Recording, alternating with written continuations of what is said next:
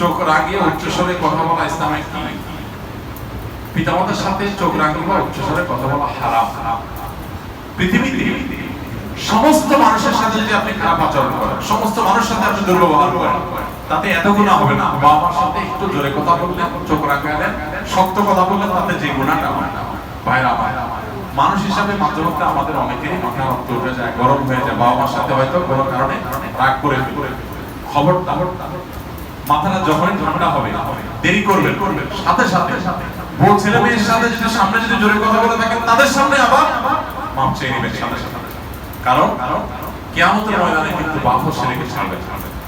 এই যে বেয়াদবি করেছে, এই যে হক নষ্ট করেছে, কিয়ামতের ময়দানে পাই পাই করে হিসাব দিতে হবে এবং জাহান্নামে ঠিকই নিক্ষিপ্ত হতে হবে। কোনো আমলে করাবে না। বাবা মার সাথে বেয়াদবি হয়ে থাকলে সাথে সাথে মাপ চাই। আর যারা বাবা মাকে হারাই ফেলছে, মাপ চাইতে পারেন না, তাদের এখন করণীয় নবী করিম সাল্লাল্লাহু আলাইহি ওয়াসাল্লাম তাদের জন্য বলেছেন, তারা তো বাবা মার জন্য এখন মাগফিরাতের দোয়া করবে, চোখের পানি ফেলে আল্লাহ আমার আব্বাকে আমার আম্মাকে মাফ করে দাও, আমি মাপ চাইতে পারি না, তুমি তাদের কাছ থেকে আমাকে মাপ পাইয়ে দাও, দোয়া করবে।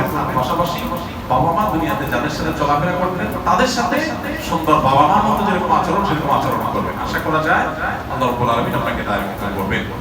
ইমাম